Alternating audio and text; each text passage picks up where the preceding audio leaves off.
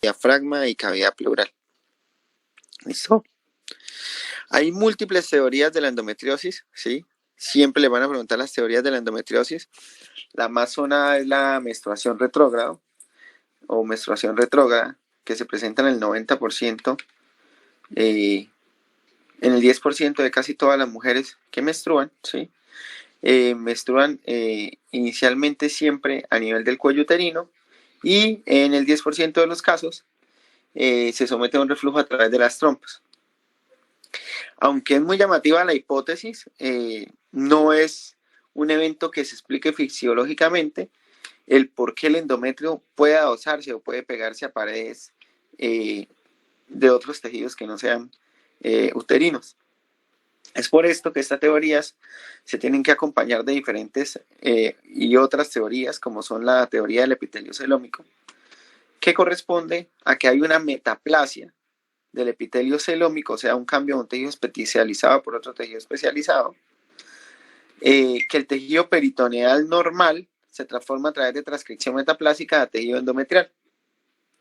La teoría de la inducción sostiene que hay un estímulo endógeno hormonal inmunológico que promueve la diferenciación de estas células del epitelio peritoneal a epitelio celómico. Células especializadas por células especializadas. Está la teoría de la metástasis linfática y vascular, que es que la endometriosis se disemina a través de vía linfática y hematógena y disemina células endometriales para lograr implantes a nivel extrauterino. La metástasis linfática explicaría que hayan siembras de endometrio al tejido pleural, umbilical, el espacio retroperitoneal, la vagina y el cervix. Ya van 3 teorías. La cuarta teoría es la teoría de los restos embrionarios, que propone que puede activarse la diferenciación celular de restos de células que se originaron en el origen mulleriano. Recuerden que casi toda la parte reproductiva se origina en los orígenes mullerianos, y esta teoría explica que hay restos celulares de estas células cuando hay el descenso para la formación uterina que permiten que haya tejido nativo endometrial en partes de las regiones pélvicas. También podría explicar que el principio de la endometriosis. La localización y la apariencia de la endometriosis, como ya lo habíamos dicho, los sitios más comunes son órganos pélvicos y peritoneo, ligamentos uterosacros, fondo de saco, trompas, intestino, vagina, vejiga y uréteres.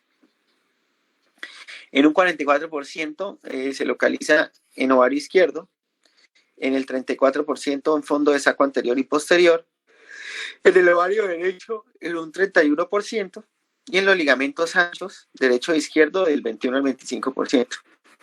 Ligamentos uterosacros en menor caso, pero siempre la mayor, donde más vamos a encontrar siembras endometriales es en el ovario izquierdo. El aspecto de las siembras de endometriosis es aspecto de quemadura de pólvora sobre los ovarios o superficies serosas peritoneales. ¿Listo?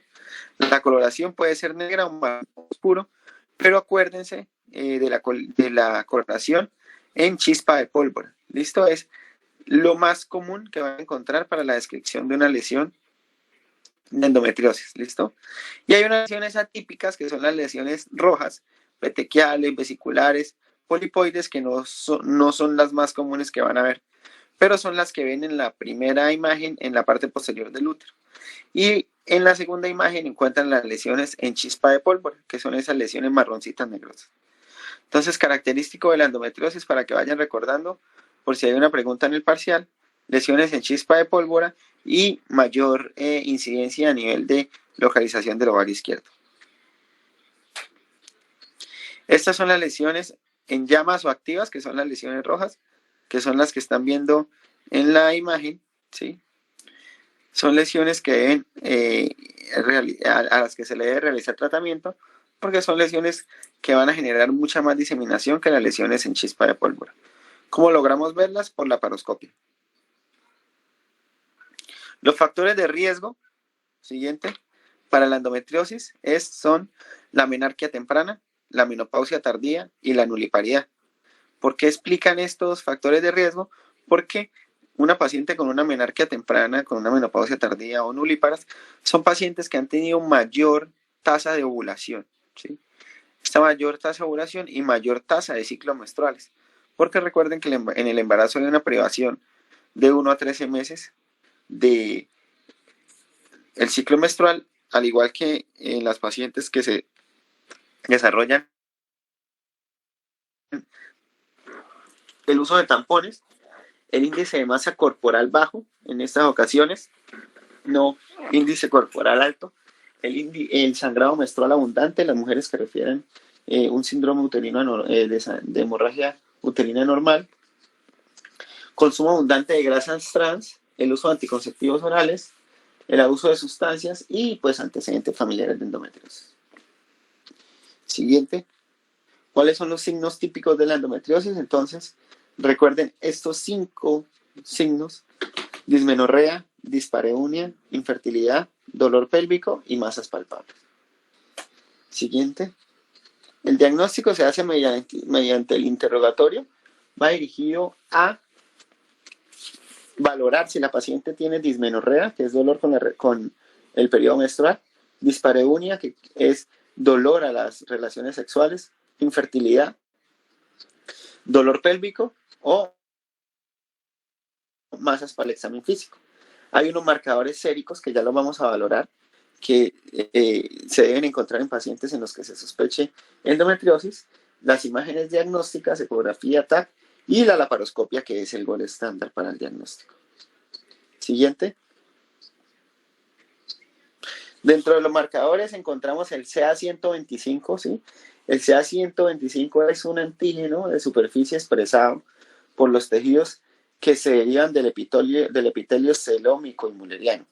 Los niveles, cuando son elevados, se observan en el plano, o sea, es un examen que se puede realizar en sangre y está presente cuando hay material menstrual o material endometrial, pero también se presenta cuando hay líquido peritoneal. Entonces, pacientes con peritonitis pueden tener un CA125 elevado y puede ser un factor confusor, al igual que pacientes que cursen con neoplasias. Entonces, debemos dirigir muy bien este examen con respecto a los síntomas y al cuadro clínico que esté presentando la paciente.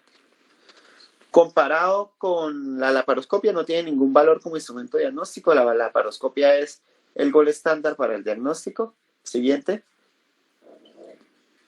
La ecografía.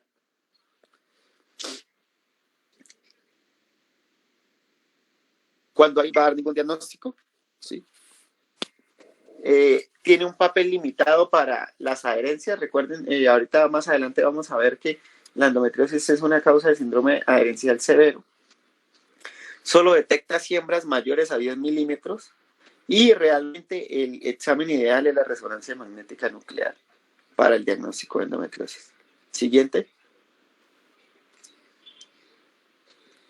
El TAC es útil en el diagnóstico de lesiones en pleura, cerebro y otras localizaciones poco frecuentes. Siguiente. Y la laparoscopia, que es el estándar de oro, tiene una tasa de falsos positivos del 50%. Permite clasificar la endometriosis, realizar un diagnóstico diferencial y la evaluación. ¿Qué pacientes van a llevar ustedes a endometriosis? Pacientes que persistan con dolor pélvico pese al tratamiento médico. Realmente la laparoscopia se realiza como diagnóstica, más no como curativa, pero permite estadificar a la paciente qué grado de endometriosis tiene. Siguiente.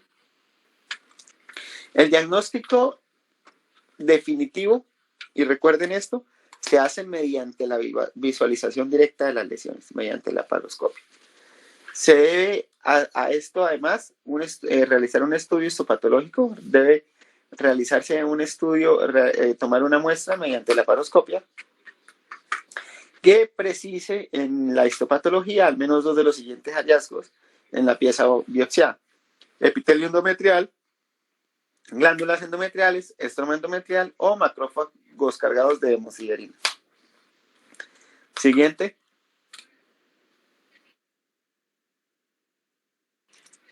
La clasificación de la endometriosis. Entonces, la Sociedad Americana de Infertilidad 1979 genera una clasificación que fue revisada nuevamente en 1985 y fue actualizada por la Sociedad Americana de Medicina Reproductiva en 1996.